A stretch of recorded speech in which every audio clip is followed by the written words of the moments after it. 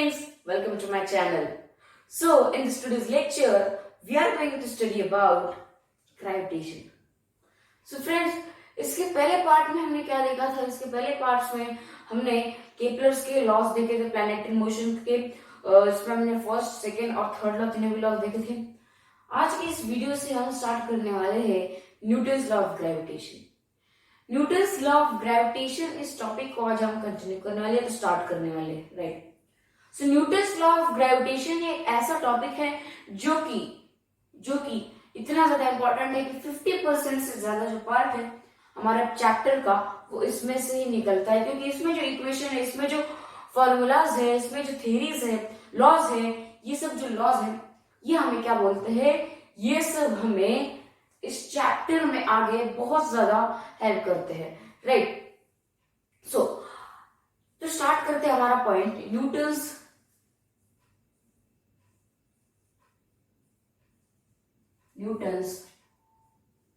Law of gravitation.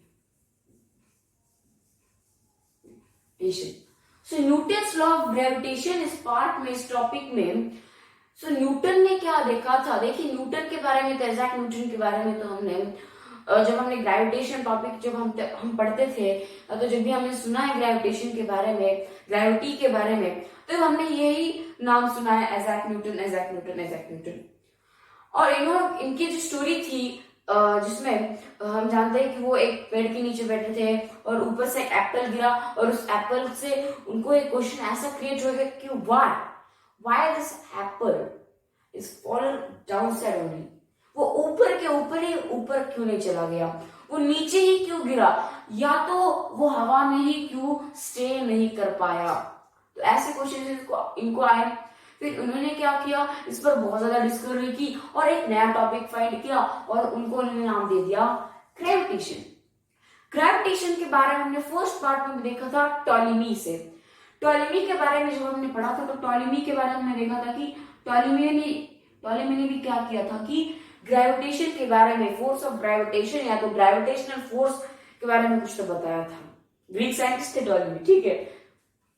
तो Ptolemy ने क्या बोला था कि ग्रेविटेशनल फोर्स है तो फोर्स ऑफ ग्रेविटेशन एक ऐसा फोर्स होता है जो कि दो प्लैनेट्स के बीच में लगता है, या तो दो प्लैनेट्स को स्टेबल रखने के लिए, हर एक प्लैनेट को अपने ऑर्बिट पर स्टेबल रखने के लिए यूजफुल होता है this gravitational force, right. This gravitational is useful for the stablement, or this gravitational force is useful for or help to a planet to make it stable on its orbit, and this statement was according to Ptolemy, right। लेकिन Newton के respect में, तो Newton के अगर हम बात करें, Newton ने क्या कहा था, यानी कि न्यूटन के रिस्पेक्ट में ग्रेविटेशन क्या चीज थी, देखते हैं, राइट। न्यूटन ने क्या बोला था, देखिए न्यूटन ने क्या बोला था कि ग्रेविटेशन एक ऐसी चीज होती है, ऐसा फोर्स होता है जो कि इस यूनिवर्स में जितने भी ऑब्जेक्ट्स हैं उन दोनों के बीच में लगता है। ग्रेविटेशन फोर्स एक ऐसा फोर्स है जो कि इस यूनिवर्स में जितने भी ऑब्जेक्ट है उन सब ऑब्जेक्ट्स के बीच में लगता है। फॉर एग्जाम्पल अगर मैं बात करूं, इस यूनिवर्स में अगर हमारे पास अर्थ भी है, सैटर्न भी है, मून भी है, कॉमेट्स, एस्ट्रॉइड्स, मेट्रॉइड्स, यानी कि सब के बीच में हमारे पास ग्रेविटेशनल फोर्स लग रहा है, फोर्स ऑफ ग्रेविटेशन लग रहा है। For example this is our earth, this is Jupiter, right. This is earth, this is Jupiter, and this is Jupiter. So friends, there is force, right? There is a force between this two planets, Earth and Jupiter, and that force is called as force of gravitation या तो gravitational force। देखिए इन दोनों के बीच में कुछ तो force लग रहा है, क्योंकि बोलिए ये क्या है, मैटर, ये क्या है, मैटर, ये दोनों भी क्या है, यूनिवर्स में है। According to law of gravitation या तो न्यूटन के हिसाब से क्या है, इस यूनिवर्स में जो भी बॉडी है उनमें क्या लग रहा है, ग्रेविटेशनल फोर्स लग रहा है, फोर्स ऑफ ग्रेविटेशन लग रहा है। तो ये दोनों भी मैटर है इस यूनिवर्स के, तो इनमें भी फोर्स लगेगा, राइट, इनमें भी ग्रेविटेशनल फोर्स लगेगा, और इसको हम क्या कहेंगे,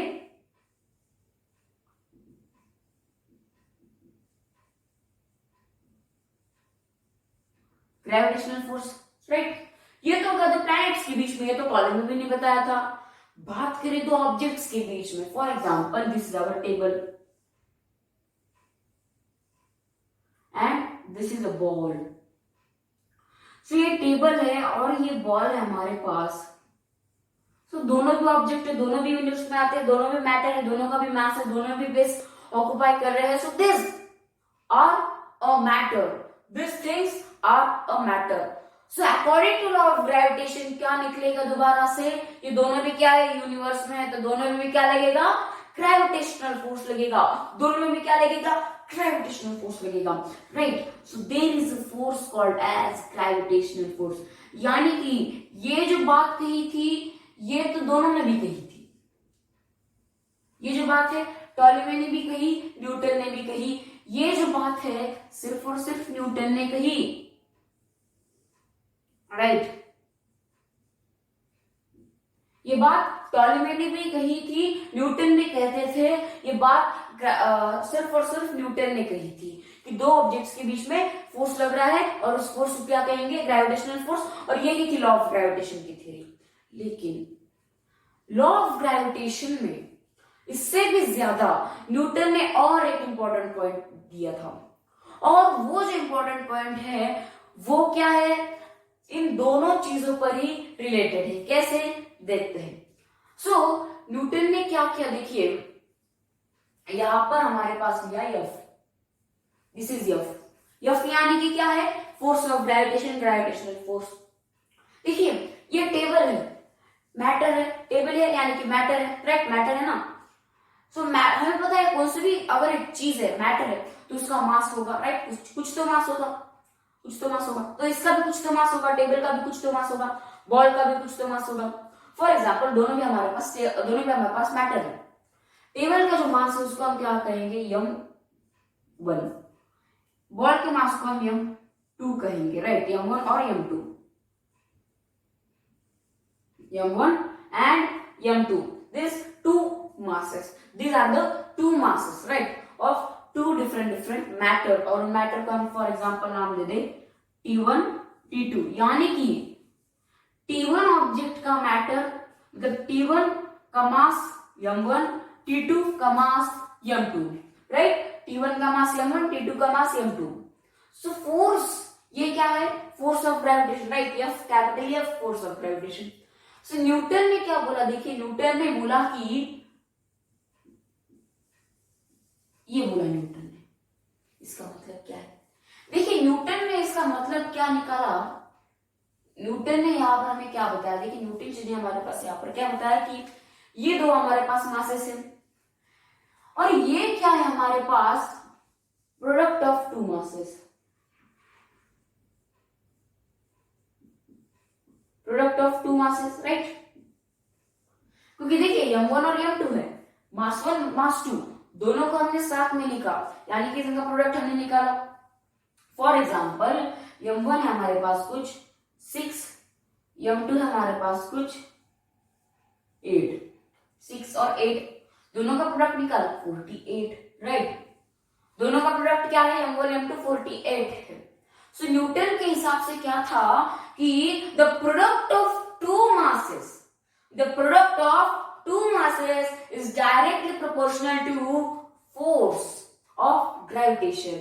The product of two masses is directly proportional to force of gravitation. That means if the product of two masses increases, product of two masses increases, okay, product of two masses increases, force of gravitation will also increase. If the product of two masses decreases, the product of two masses decreases, then force of gravitation will also decrease. Directly proportional होना मतलब क्या होता है, directly एक दूसरे पर depend रहना। Directly depend रहना यानी कि अगर ये बढ़ रहा है तो वो भी बढ़ेगा, ये क्वांटिटी बढ़ रही है तो वो भी क्वांटिटी बढ़ेगी, ये क्वांटिटी घट रही है तो वो क्वांटिटी भी घटेगी। इसी तरह यहाँ पर अगर मास बढ़ गए तो फोर्स ऑफ ग्रेविटेशन भी बढ़ेगा, मास घट गए तो फोर्स ऑफ ग्रेविटेशन भी घट जाएगा।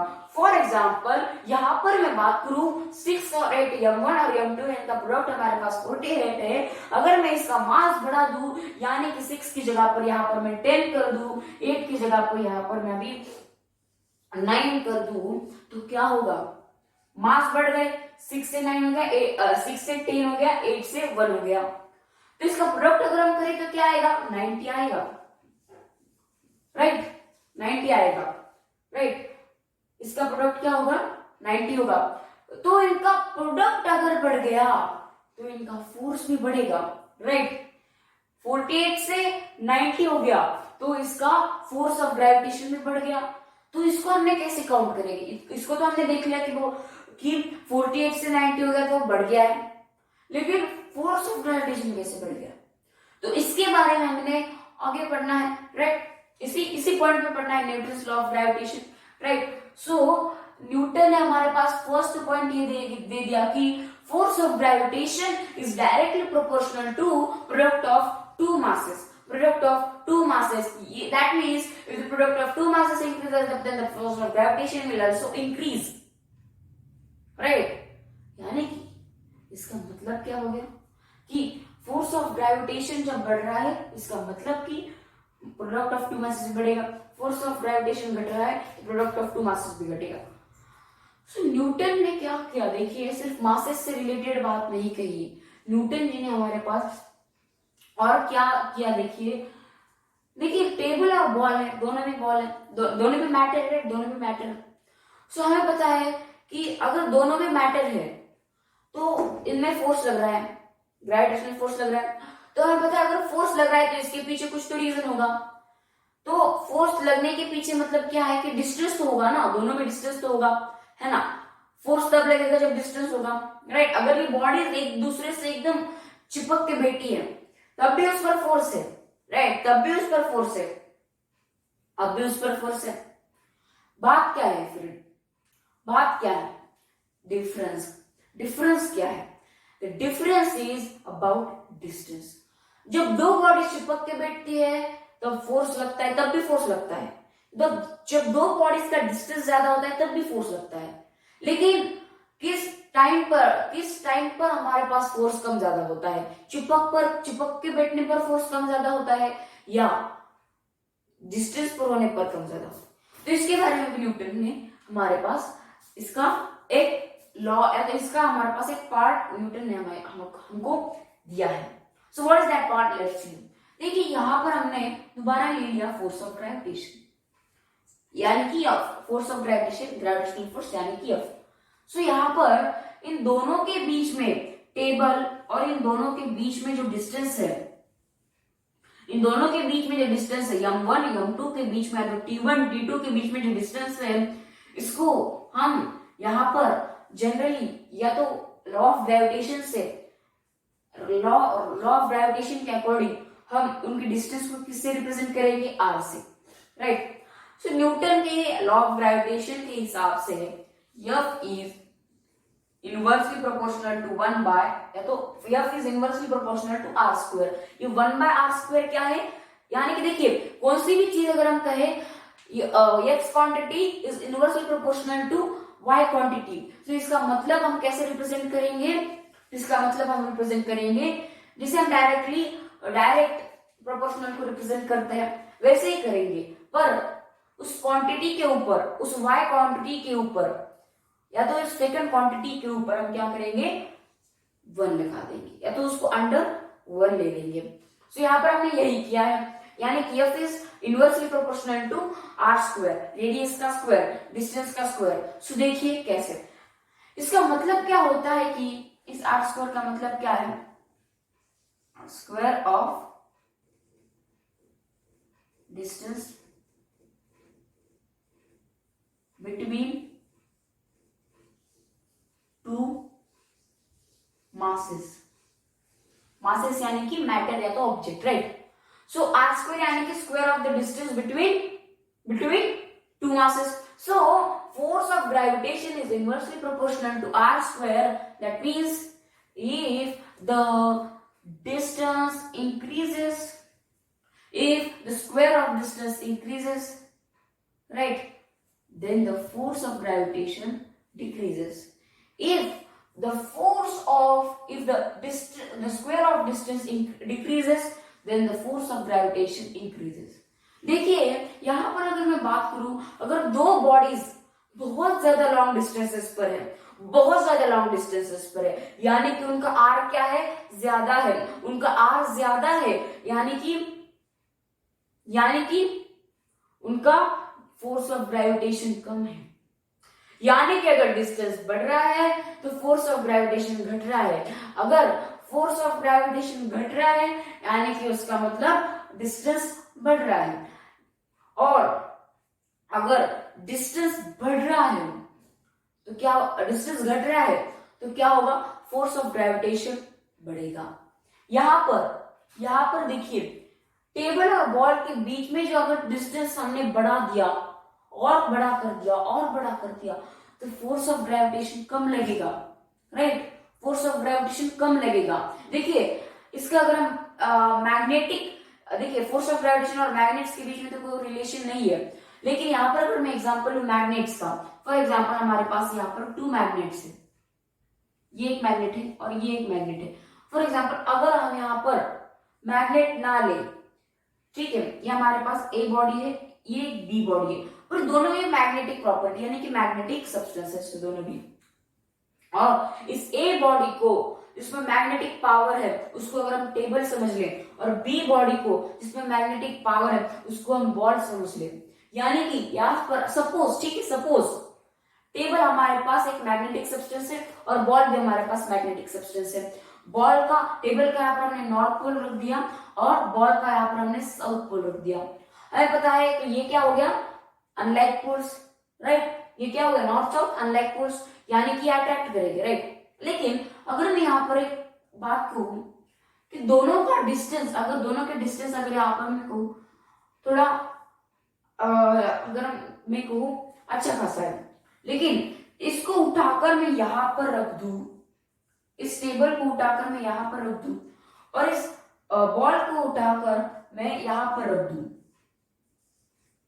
तो दोनों का डिस्टेंस बहुत ज्यादा बढ़ गया, दोनों का डिस्टेंस बहुत ज्यादा बढ़ गया, यानी कि आर स्क्वायर बढ़ गया, टेबल और बॉल का आर स्क्वायर बढ़ गया, डिस्टेंस बढ़ गया, तो यहां पर क्या होगा, फोर्स ऑफ ग्रेविटेशन कम होगा। आप और एक्सपेरिमेंट कर सकते हो, दो मैग्नेट्स लेना, दो मैग्नेट्स को पास में रखना, तो बहुत जल्दी अट्रैक्ट करेंगे, बहुत फास्ट अट्रैक्ट करेंगे, राइट, बहुत फास्ट अट्रैक्ट करेंगे। लेकिन उसी दो मैग्नेट को आप दूर रखोगे तो बहुत स्लो अट्रैक्ट करेंगे, या तो अट्रैक्ट ही नहीं करेंगे। क्यों? क्योंकि वहां पर मैग्नेटिक फोर्स कम लग रहा है। यहाँ पर हम मैग्नेटिक फोर्स का कंपैरिजन नहीं करना, राइट। यहाँ पर मैंने सिर्फ मैग्नेटिक फोर्स का एग्जांपल क्यों लिया, क्योंकि ये थोड़ा इससे रिलेट करता है, राइट। तो इसी तरह अगर मैं यहाँ पर दो बॉडीज लू, दो मासेस लू, जिनको अगर मैं थोड़ा पास रखूं तो उनका डिस्टेंस क्या है, कम है, यानी कि फोर्स ऑफ ग्रेविटेशन ज्यादा है, और उसे दो बॉडीज को मैं थोड़ा दूर रखूं, यानी कि आर स्क्वायर क्या है, ज्यादा है, तो फोर्स ऑफ ग्रेविटेशन क्या है, कम है। जैसे मैग्नेटिक फोर्स क्या था, कम था, वैसे ही। लेकिन इससे आप ये समझ लेना कि फोर्स ऑफ ग्रेविटेशन और मैग्नेटिक फोर्स इक्वल है, ये आप मत लेना। सो लॉ ऑफ ग्रेविटेशन में क्या देखा, पहले तो हमने देखा कि लॉ ऑफ ग्रेविटेशन में न्यूटन, हमें सर आइजैक न्यूटन क्या बोलते हैं, हमें sir Isaac Newton told us that every object in this universe apply force on each other, that force is called as gravitational force, that is force of gravitation। ये तो law of gravitation की एक definition हो गई। बाद में sir Isaac Newton ने हमें ये डिफाइन करने को दिया, राइट। पहले तो उन्होंने क्या बोला, force of gravitation is directly proportional to product of two masses, यानी कि m1 और m2 का प्रोडक्ट बढ़ गया तो फोर्स ऑफ ग्रेविटेशन भी बढ़ेगा, m1 और m2 का प्रोडक्ट घट गया तो फोर्स ऑफ ग्रेविटेशन भी घट गया। बाद में उन्होंने क्या किया, F यानी कि force of gravitation is inversely proportional to r square यानी कि square of distance between two masses, r यानी कि distance between two masses, r square यानी कि square of distance between two masses, और F is inversely proportional to r square, यानी कि अगर डिस्टेंस बढ़ रहा है, दो मासेस के बीच में डिस्टेंस बढ़ रहा है, इसका भी हमने मैग्नेटिक फोर्स से भी रिलेट करके देखा, राइट। सो उसका डिस्टेंस बढ़ रहा है, दो मासेस के बीच में डिस्टेंस बढ़ रहा है तो फोर्स ऑफ ग्रेविटेशन घट रहा है। मैग्नेटिक सॉरी अगर दो मासेस के बीच में डिस्टेंस बढ़ रहा है, बढ़ रहा है तो फोर्स ऑफ ग्रेविटेशन घट रहा है। डिस्टेंस कम हो रहा है तो फोर्स ऑफ ग्रेविटेशन भी बढ़ रहा है। तो आज के इस वीडियो लेक्चर में हमने क्या डिफाइन किया, क्या स्टडी किया, लॉ ऑफ ग्रेविटेशन को। लेकिन क्या लॉ ऑफ ग्रेविटेशन इतना छोटा है? लॉ ऑफ ग्रेविटेशन में हमारे पास और एक बहुत बड़ा फॉर्मूला आता है जो इससे भी ज्यादा इंटरेस्टिंग है, और उसके बारे में अगले लेक्चर में हम पढ़ेंगे। सो आज का वीडियो अगर आपको अच्छा लगा है तो इस वीडियो को लाइक कीजिए, शेयर कीजिए अपने दोस्तों के साथ एंड सब्सक्राइब कीजिए मेरे चैनल को। And thank you for watching.